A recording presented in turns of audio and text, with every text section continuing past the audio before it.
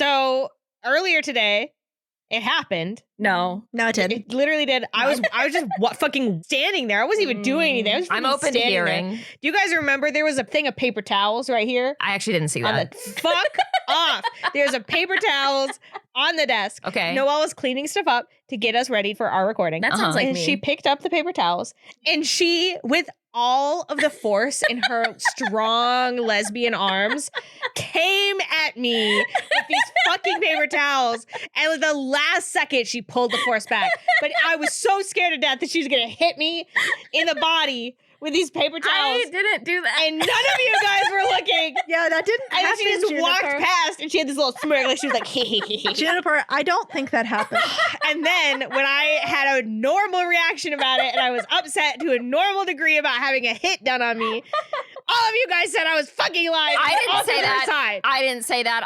You gaslit me. I did. You told me I was crazy. I did. You are crazy. I legitimately didn't see it happen, but I'm not saying that it didn't happen. I didn't see it happen, and I'm saying it didn't happen because things that happen outside of my sightlines are not happening. Yeah, I saw it not happen. Yeah, Noelle actively gaslit me afterwards. She told me I was crazy. She said I was having an overreaction after having a hit done on me. Juniper, hold my hand. Hold Her laughter right now is evidence of her guilt. I just think it's funny that that you are so upset about this after that time that you fucking murdered me in cold blood multiple times with your car horn. Juniper, hey.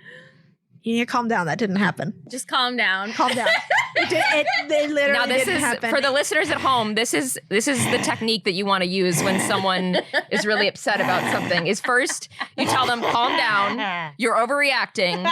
The thing you're upset about didn't happen. Kat and I are engaging in a and you hold their war of hand strength. and you establish dominance, and that is going to really calm them down. Juniper and I currently have our first 3 fingers engaged. They're like in battle. Yeah, it's Battle really right now, dude. I gotta avert my eyes. I'm Physical scared. strength and strength of we will. are not looking at each I other. can feel the Actually, tension. I'm looking directly at Kat, but that's just because that's the way I'm faced. I can't look at Juniper, otherwise I can't talk into my mic. I really want to stop, but I'm really. I know. We've started it now, and I don't know how to stop. I'm not gonna stop. My grip strength is so much better. Kat's than gonna yours. demolish me. Wow. Kat's gonna break my fingers, and you guys are gonna tell me that I was imagining it. Seems like Kat might be the real villain in this situation. In my Seems defense, like I won. Yeah, Kat won. I let it happen. wow, maybe Kat's the one who really hurt you. oh boy, It was you, Noelle. It was you, Noelle. Oh, got her ass. Yeah, that's right. Got revenge. Fucking just told then. you. Holy shit. Jesus Christ. Kat, take us away, please. All right. Well, speaking of Jesus Christ, let's play Blades in the Dark. Perfect.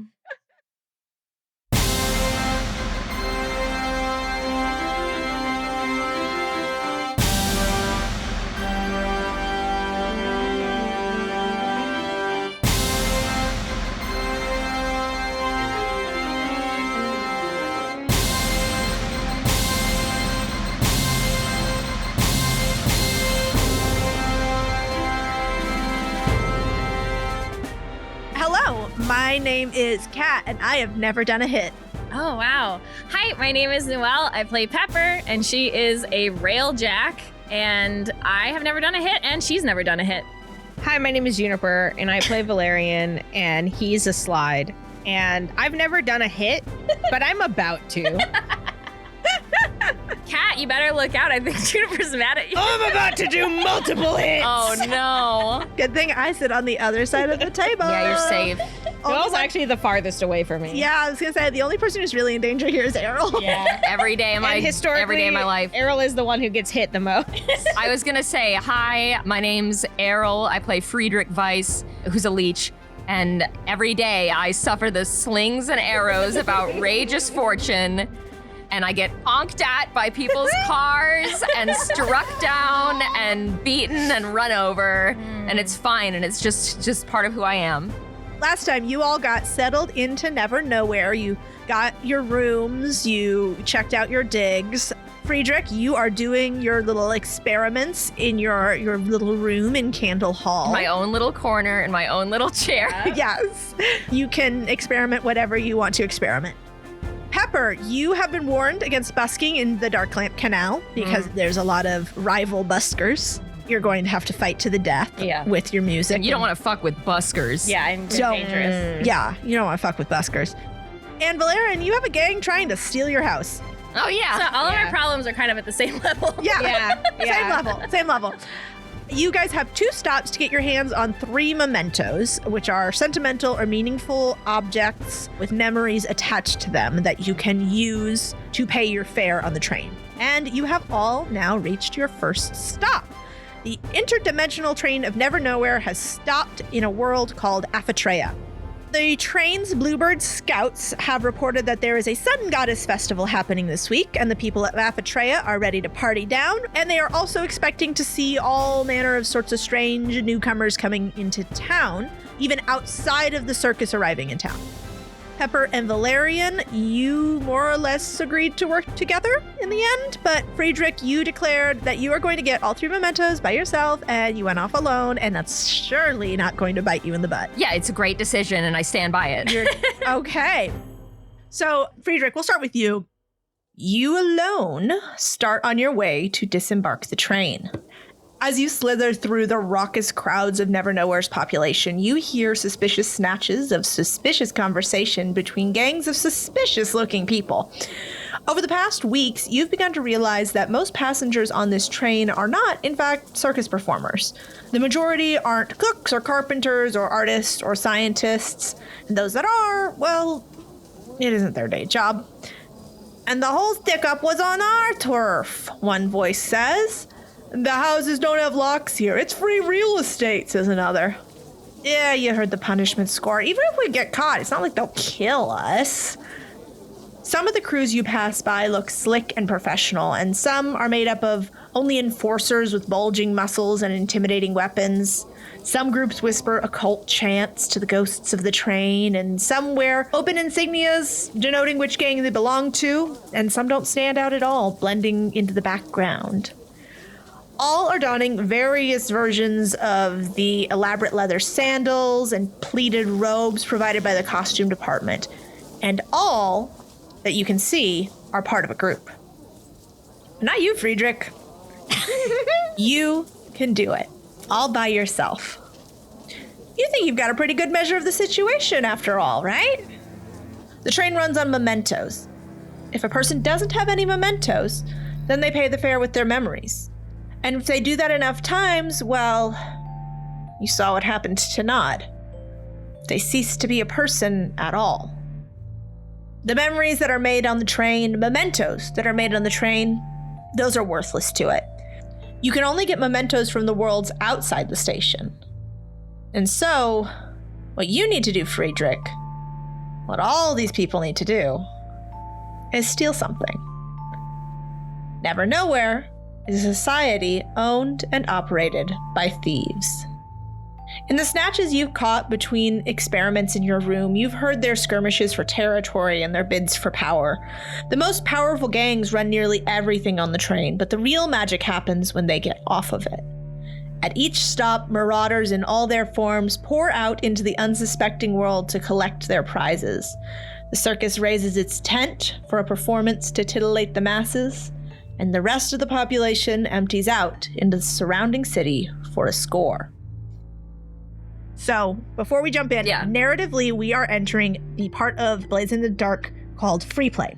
So in this section of the game, your goal is to gather information, look around, talk to people. You can kind of do whatever you want, but we are not going to do a score. So this is kind of setting up to figure out what your score is going to be. To get out of NEVERNOWHERE, you have to navigate your way through the backstage, through the circus tent where the performers and artists are preparing their next show, and out the striped front flap.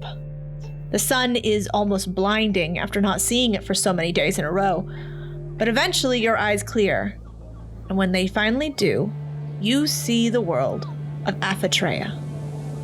The landscape you see is entirely alien. The sky is startlingly blue and it sparkles off a bright azure ocean in the distance. Enormous columns with dreamy swirls of ornamentation hold up the corners of imposing temples and plazas.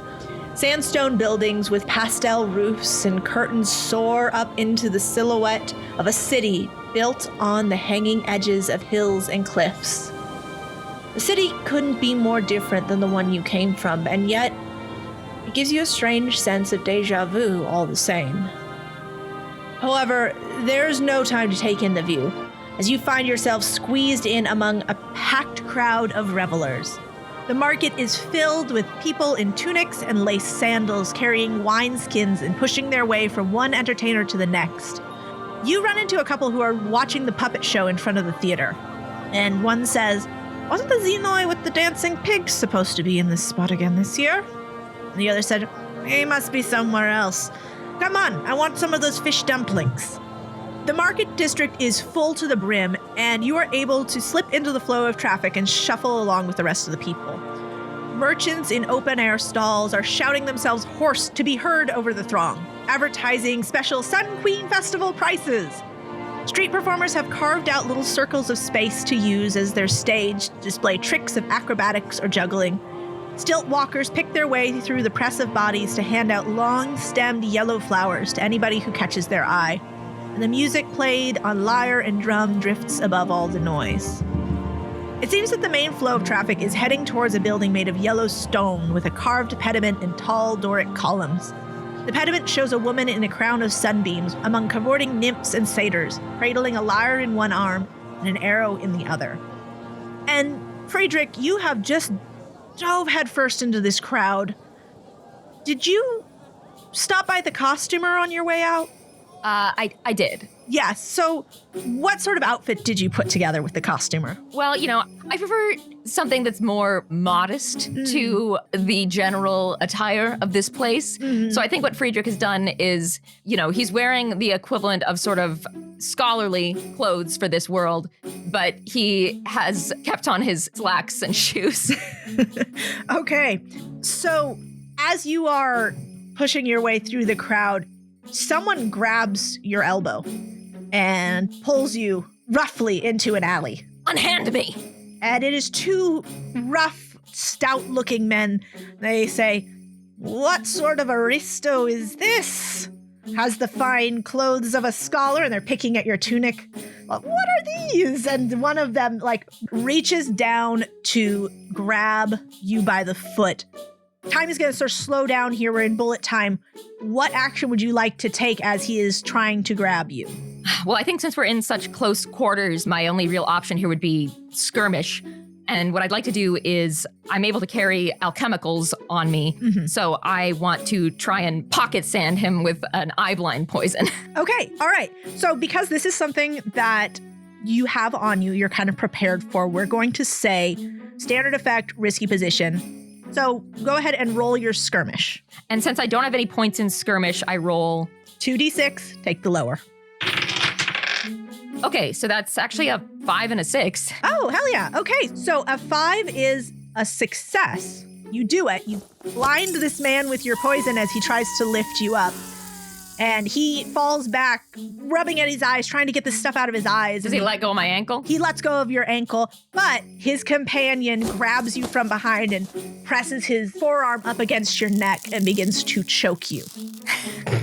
Friedrich didn't need us. Friedrich's gonna be fine. Friedrich said, Yeah. "I don't need no help." Yeah, he said he was smart enough and a man of his intellect could absolutely handle any situation. That's thrown at him. He So, said he would definitely can. he said he would get all three. yeah. And he definitely will. And And he he definitely will. And he definitely will. Friedrich, you are being strangled. What would you like to do? Let's see. Again, we're in close proximity here. So, I'm going to try and slip out of this and get away.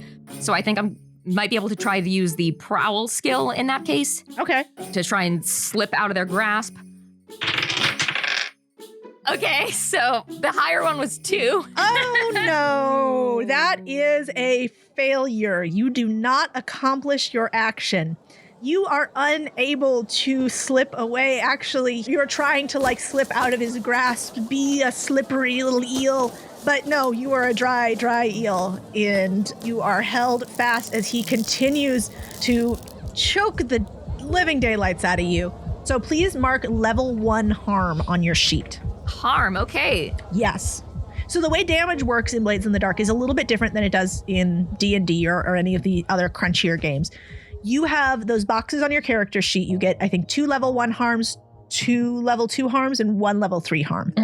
So when you take a level 1 harm, that means you have lessened effect in that injuries area. So for something like being strangled, if you later try to project your voice or something, you're going to have limited effect, whereas you would have had standard effect otherwise. But once you fill up all of them, there's actually a level 4 harm that you can take, which is dead. So harms are pretty serious. Right now, you've just taken a level 1 harm, and we will call that choked. Fun. And you are just getting the daylights beat out of you when you hear someone yell, "Hey, stop!" And the 2 ruffians drop you, but not before taking anything of value off of you. Do you have a purse with mixed coinage or a wallet or anything? I think I don't really have money yet, so they would probably just take the bandolier that I have on me. Yes, they slip the bandolier off of you and run. Just book it out of there, and you are found by the city guard who, Your Honor, I'm so sorry that those ruffians got you so badly. We've been having so many problems with thieves in the city during the festival, and they treat you very well. You heard one of the others call you an aristo. And from the way that the city guards are treating you, it seems that, given the way you're dressed, people are assuming that you are some sort of noble. Interesting. Okay. Perfectly all right. I'm just going to head back to my quarters now. But thank you so much, officers. Next time, make sure you carry your knife. Most thieves are a bit more apprehensive of an armed man, and it is your right to carry a weapon in the city, sir. Yeah, I'll do that. All right, Friedrich, we'll leave you there. Valerian, how are you doing? Kat, can we make requests of the porters? Yeah. And will they do what we ask? Maybe. Okay. I need to find Nod's body. Oh, you're looking for a very specific porter then. Oh, I actually think I might not want to come with you. Oh, Pepper? It's Paper? Pepper. It's Paper? It's not paper. It's Pepper. Pepper. You're welcome to come. I promise. In this particular instance, my intentions are noble. Okay. All right. So, you find a porter. You're able to grab the arm of a porter. They're everywhere in Mothlight. They're running errands. They're doing repairs. They're watching and listening, as they always do. So you are able to easily find a porter and make your request of them. And the porter looks at you and has a very pleasant smile on her face. This porter is a red-faced woman with frizzy hair, and she has this very pleasant smile, but when you say you need Nod's body, you see a number of emotions flit across her face, but none of them actually look like emotions. It just looks like her face is trying on different expressions to try and find which one is appropriate for this situation. And she finally settles on a sort of thoughtful frown and says, "I'm sorry, sir, but the body of Nod has been retired to the back rooms for the moment, awaiting repairs. Is there anything I can help you with?" Repairs? What happened to the body? "I'm sorry, but I don't want to disclose that." Okay. Well then, it was really going to be a big part of my plan. You have a plan? I don't really like that we're calling it Nod's body, by the way. I just would like to see my friend Nod. Well, Nod is not in his body. Is that an option? "I'm sorry, but Nod has joined us in the Porters and is no longer an individual." Okay, I will take you. Then if you'll have me, I have a situation that I need taken care of, sort of. I need to know what I have to do to get someone, a porter, to patrol my house, as a threat was made against my property to me this morning. Oh. That it will be taken. It was also, the threat was made against myself as well, but I can take care of that. If I die, I don't care. I need to own my house. And the porter tries on a few more expressions and then settles on a sort of condescending concern. And she says, "Sir, if you have specific requests to make of the porters, we would be happy to oblige you for fair compensation." And how much would this particular request require compensating for? "Well, we will need a memento. They will do what you ask if you pay them. And the only currency that they accept is mementos. Yes. Okay. A memento is worth multiple fares, but the porters will only take whole mementos if you're trying to bribe them. Like a whole memento? You can't just take the fare of one fare or two fare? The accounting is done by the bank. We accept mementos. Okay. I have a rat cage. You want, you want it? You have a. I mean, Gotta be lots of rats on the train. he has a rat cage. So think about that before you answer. May I see your rat cage? Yes, of course. The rat inside the cage squeaks and looks around, and the porter asks you, is the rat included in the memento? No! Don't be ridiculous! The rat is for dinner tonight. Please come here, little ratty. Come here. No! Shh. You can't. You're not. Hey! Does this rat cage have special significance to you, Valerian? Yeah, it helps me escape my castle. But it does not have a long storied history, does it? Might have a storied history of someone else. But does it have a long storied? No. No. And Ooh, it's stinky, Peppers. and she looks at it for a moment, blinks twice, and then hands it back and says, "This is garbage." Hey, that's not true. It's great for catching rats. I know you have a rat problem on this train. All trains have rat problems. I'm not trying to be insulting. I apologize. Do you have any other requests, sir? Pepper, what do you have? I think maybe we should just go to the costumes. You know, like This. like that sort of seems like where Okay, like all the right, scene okay, was like leading us hold towards on. the costumes. Hold on, this is ridiculous. You're pushing against this This the place. energy that's pushing us towards the costumes. What, like some kind of overarching narrative that you want me to play into?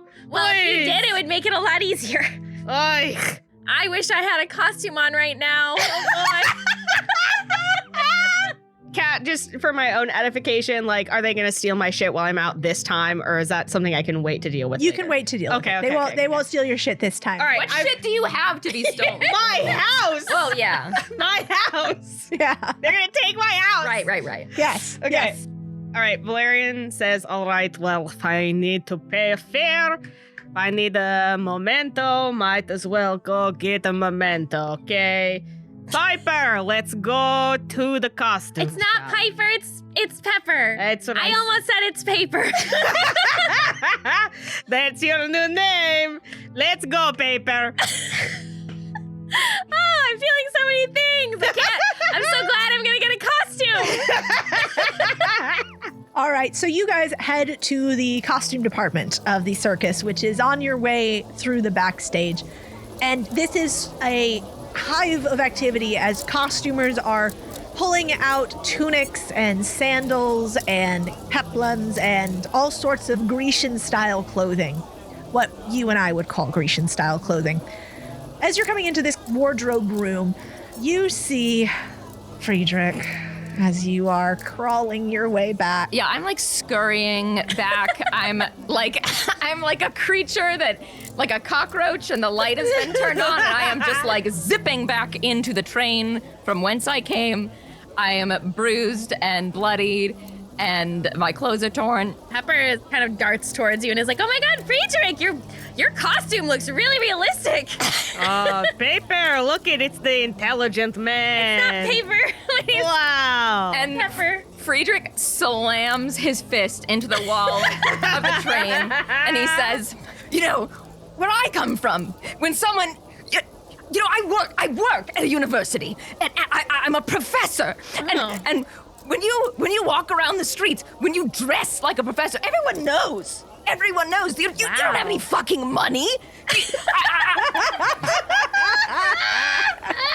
But apparently, we've picked some sort of whimsical world where you... I can't even get tenure, you know? Oh, he's choking on his words. Look at him twitching like It's a all little coming bug. out of like left field. You already run off the train? Where do you Something go? happen? Where do you go to get health care in this place? Oh, let me tell you right now, you just better not even try it. You should just live with your wounds. Let them fester on their own and deal with it, because I know where the clinic is. I will not be going with you to... People are like getting trench foot back where I'm at like all the time, so. What? Friedrich sort of blinks a little bit, but then says, yes, thank you, that would be appreciated. Oy. I really want to get a costume. I'll stay here. Let the man go and die. He's not gonna die. The clinic's nice. No, he would live if he didn't go there, but there, he might die. They might cut him open. One of the costumers overhears you as you guys are chatting, and she's passing by with an armful of leather armor, and she says, actually, sorry to butt in. The clinic is closed. Debbie's out enjoying the city. Okay. Oh, Well, poor people in You the don't look city. so bad. Just rub some dirt on it. You'll be fine. And then she's off. I need to go back to my room for a moment. Okay, well, we'll get dressed and then we can all go together. I'm not waiting for this one. I think we should wait. I'm formulating a plan. I might have a use for you. Well, formulate quick, smart boy.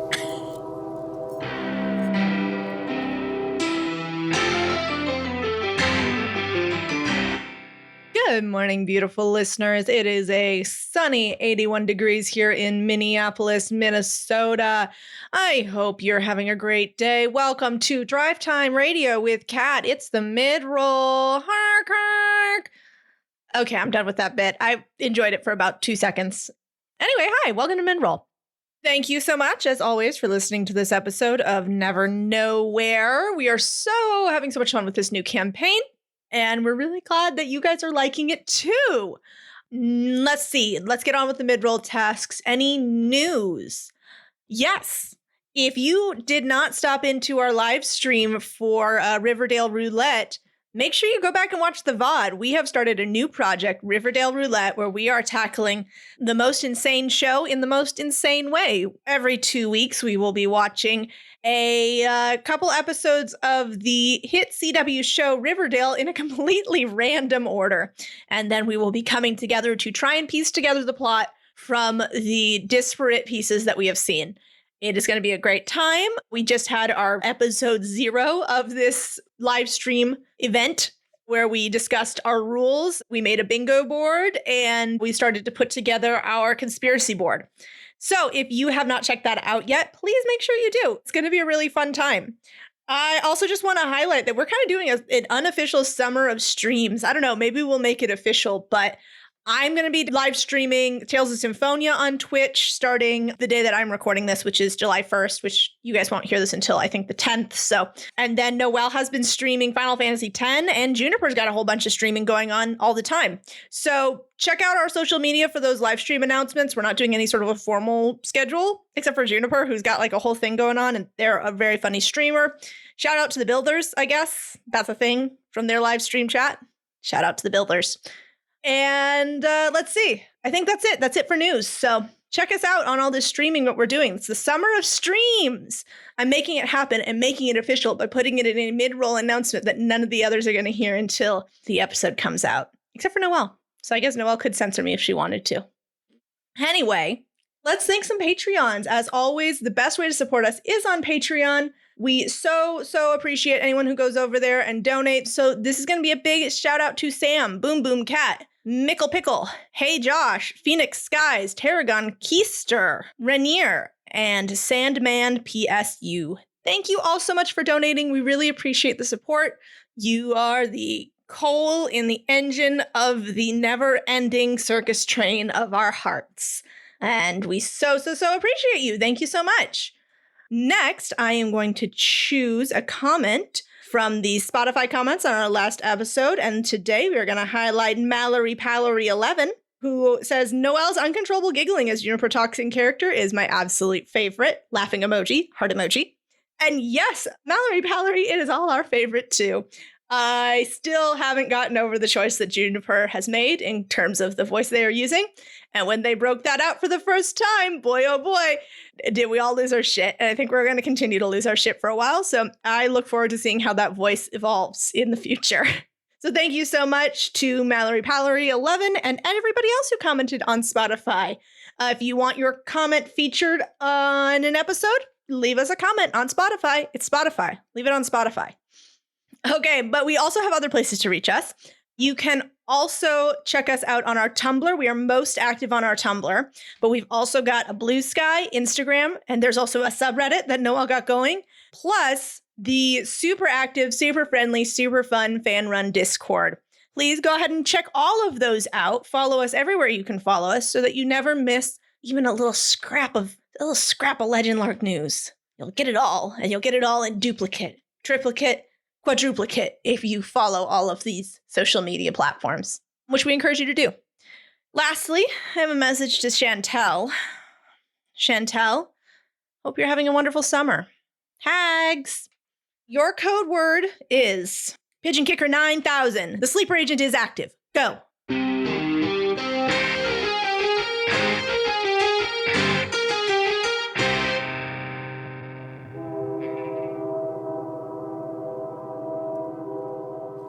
While Friedrich runs back to his room, Pepper and Valerian, you get to choose your costumes. Yes. Tell me what you're gonna wear. Pepper would probably just ask like the stylist, the costumer, to make her look like somebody who would conceivably be carrying around a lute. Okay. She gives you a quick up and down look and she goes, all right. And she dresses you in a pepless. What? Pepless. Pep more. So it's like a long Grecian style dress. It fastens at the shoulders and it's belted at the waist in such a way that you have a peplum, a ruffling peplum. Nice. And it is light blue. Okay, it is light blue. And she has like, you know, those things? Mm-hmm. The little, like it's almost like a crown, the little hair. Yeah, you've got... Entrappers. Yes, the hair entrappers, exactly. So you have a circlet. Yeah. It would be a bronze circlet. But they go like over your hair. Yeah. Yeah, and she helps you like pin your hair up in the local style, which is Nice. pinned up and very curly. And Valerian. I want to wear something beautiful and amazing, but I think I know what I'm going to do instead. Valerian would ask for them to dress him in mid-level clergy clothing. Interesting. Okay. Whatever that looks like. Yeah. Mid-level Monsignor.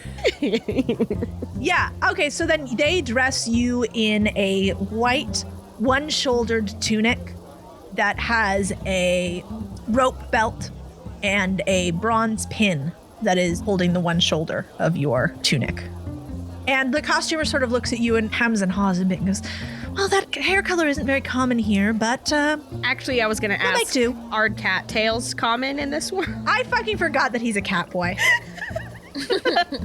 I mean, I can hide my tail underneath. The tail is, you can hide. Okay, so you guys have your fits right. You are looking sick as hell. And so by the time you guys are finished getting dressed, you've got your snazzy sandals all strapped on. Friedrich, you've come crawling back from your room. Yeah, and I wanted to clarify what I was doing. First of all, I think maybe now it would be a good time to introduce a clock idea. So my character, has this problem with the vapor that he exhales. I'm using Quicksilver to kind of be the equivalent to that in this game. So it will cause like a level 2 harm. To you or to the people around you? The people around me. And for the clock, I'm thinking anytime that something that would elicit like a really strong emotional reaction from Friedrich, that I will tick a box on this clock. And then when it's full, there would be sort of an uncontrollable exhalation of a bunch of this vapor. Okay.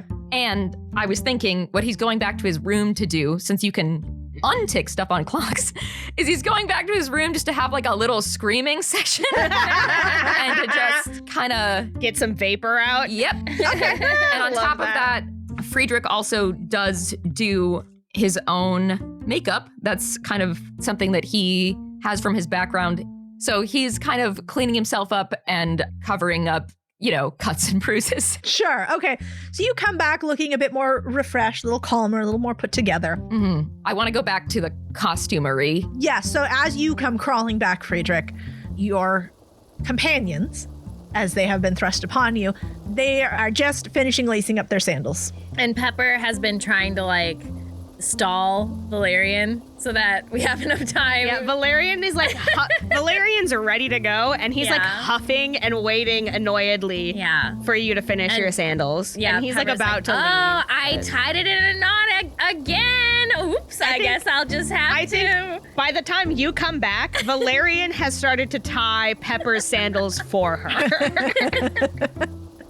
I don't know. They don't look right. Get your hands away from the Look shoes. right. I'm They don't look taking right. care of it. I'm doing it. I'm trying to help you. No, you're not helping. You're stalling, and I know what you're doing. You're manipulating me. And I march in as if I'm a person who has any right to any dignity. And I say, all right, I've been formulating a plan. So based on what I've gleaned from the board, the Sun Queen Festival, the prize, the crown, is of great sentimental and cultural value.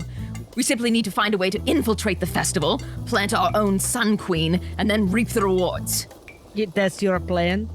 I think it's a great plan. No, it is the most obvious plan. What's wrong with being obvious? I'm sorry. No. Do you have any ideas you'd like to bring to the table? No, I'm just saying that, like, clearly you see I have chosen a regalia of religious import.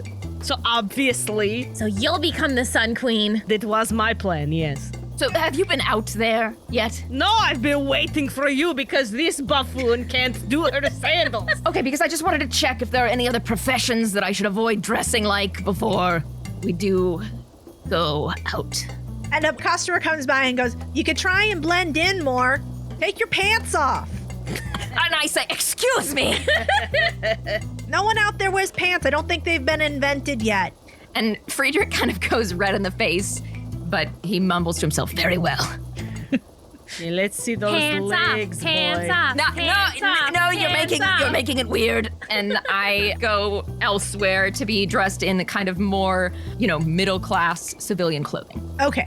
As a middle-class civilian, you are wearing sort of simple clothes in pastel, muted colors, and bronze jewelry. But they do not give you a weapon as a middle-class person. Okay. Wait, do I get a weapon as a religious person? The costumers do not advise you to wear a weapon openly. However, what you take with you in your load, which is part of the score, that's your own business. Okay. And with that, you're all dressed up, you're all together, and you are ready to head out into Aphitraea. The three of you retrace the steps that Friedrich took earlier, through the backstage, through the circus, and out into the dazzling sunlight and disorienting bustle of Aphitraea's market district. As the last part of free play here, you guys are now going to be gathering some information, which is a specific mechanic in Blades in the Dark. Okay. So, when you want to know something specific about the fictional world, your character can gather information.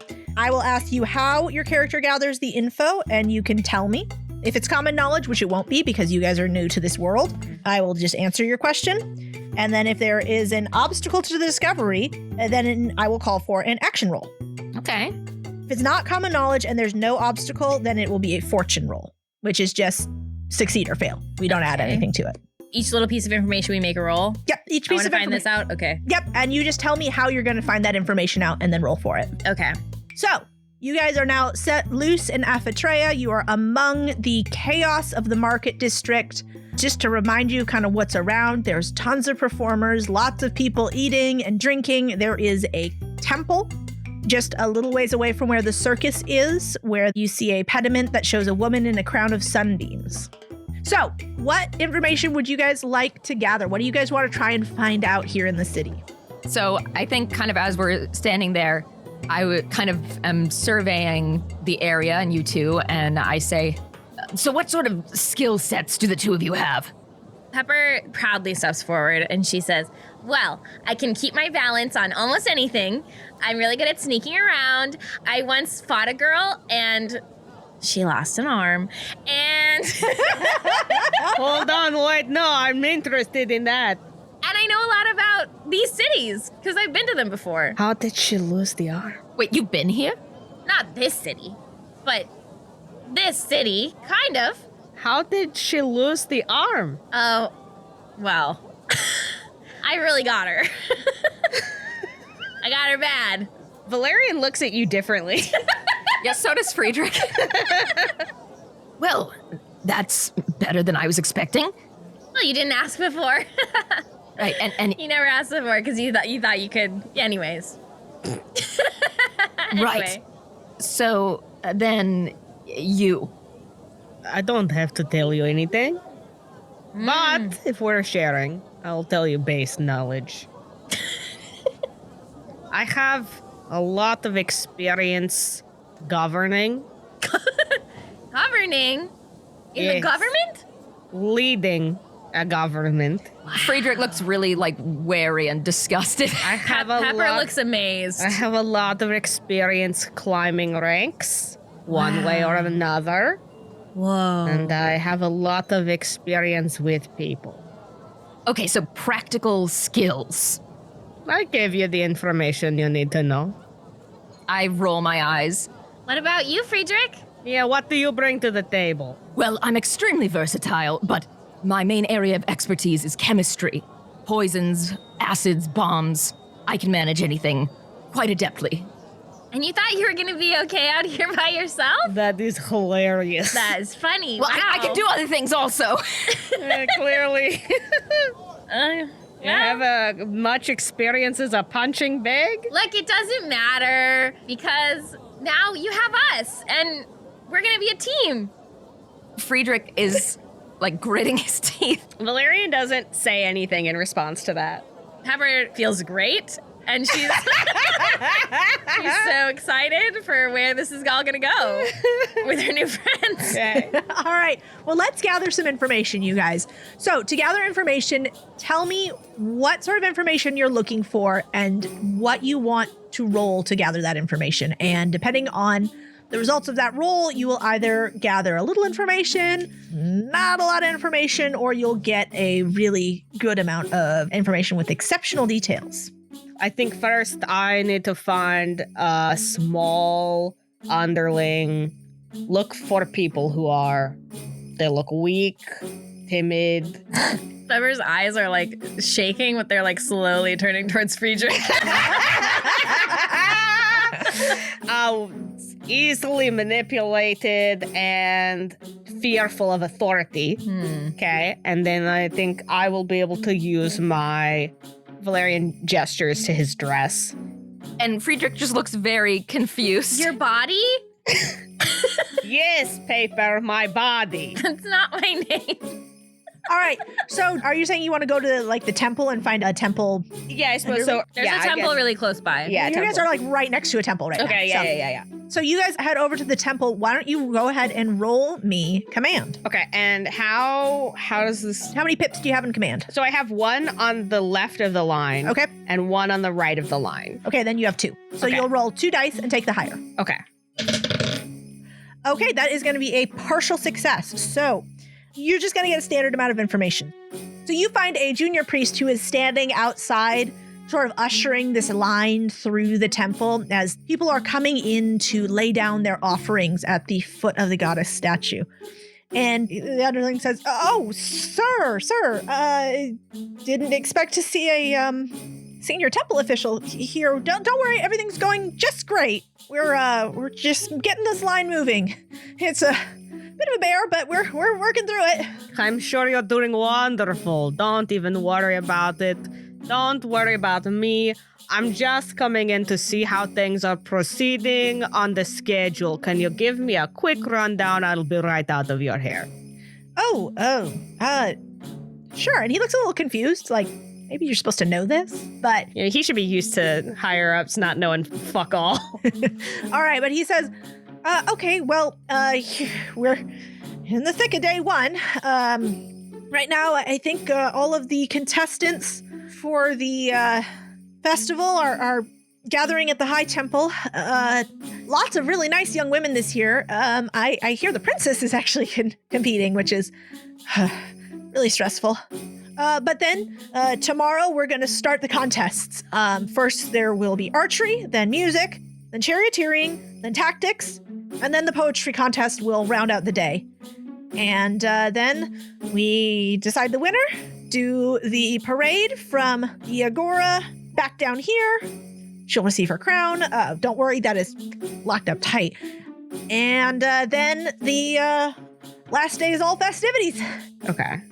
How Pepper's good at some of those. Yeah. Kat, is that my only question, or do I get to ask another question? You do not get any follow-ups because you only got a partial success. Oh. Friedrich, what would you like to do to gather some information? Okay. Could I do study? Sure.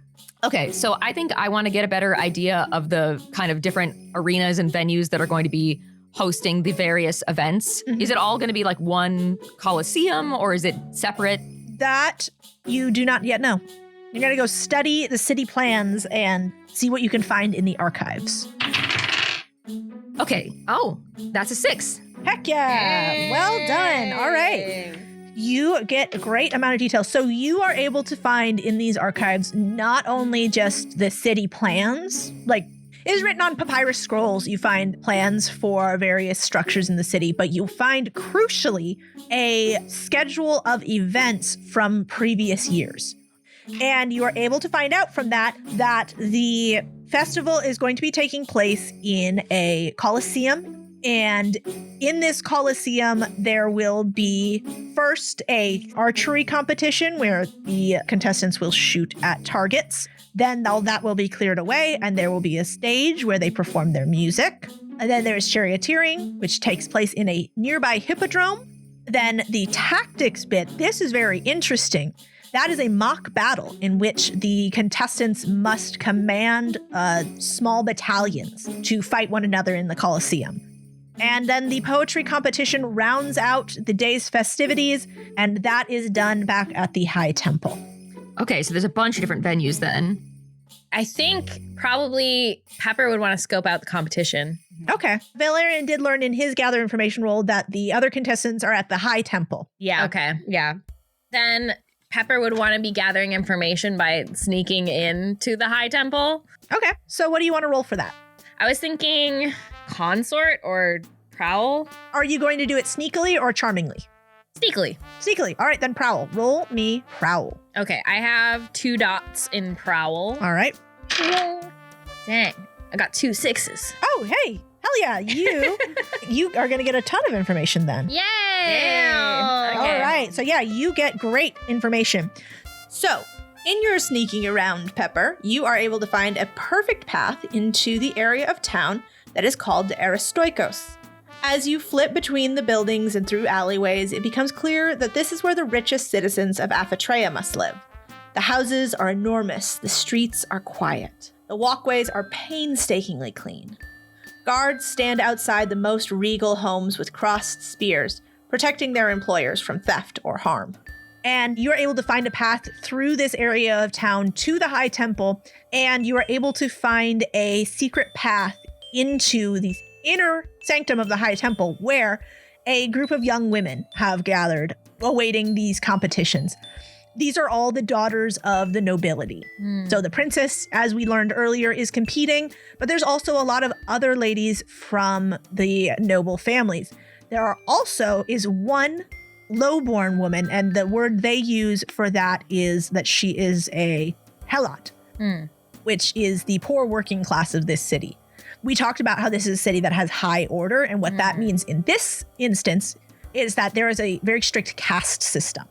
So the helot woman is sort of like this wild card that they've brought in as sort of almost a joke, where they're like, oh, of course she's not going to do very well. Oh. And because you rolled a great success, you can ask me follow-up questions. Okay, great. So my follow-up questions are, as I'm sneaking around, spying on these women, do I sense that any of them have weaknesses, allergies, trick knee? Yes, actually, you glean that one of the women is very allergic to bee stings, and she makes a huge deal of the fact that a bee gets into the cloister, and she has just an absolute freak out about that because she's like, the gods have cursed me that I may never touch a bee. And if this bee touches me, I shall die and will be all the temple's fault. And if my blood is spilled in Aloysia, and you find out Aloysia is the name of the goddess, if my blood is spilled in Aloysia's temple, it will be a great sacrilege. Okay. Another follow-up question I have would be, like, how do you enter? Like, does Pepper need to replace one of these people? Yes. What you are able to gather from eavesdropping is that these selections for contestants were made months and months and months ago. Got it.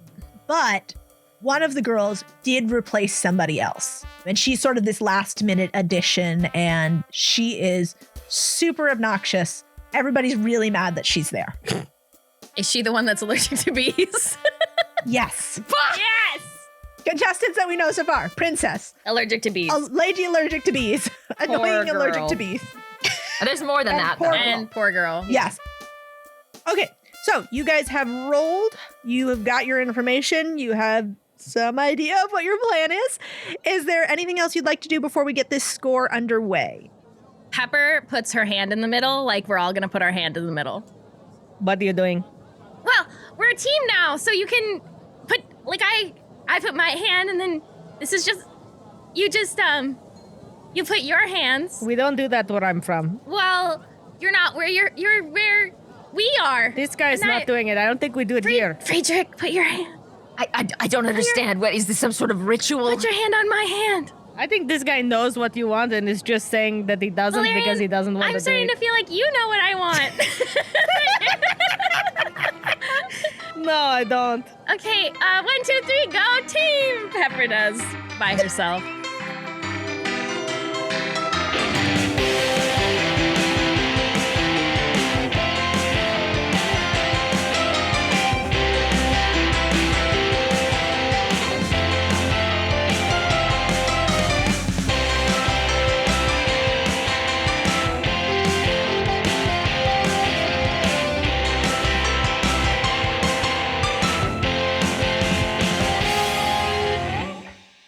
I'm definitely going to be averse to going anywhere alone dressed as an aristocrat now. that's I'd fair. make Pepper come with me Yeah. because she can rip people's arms off.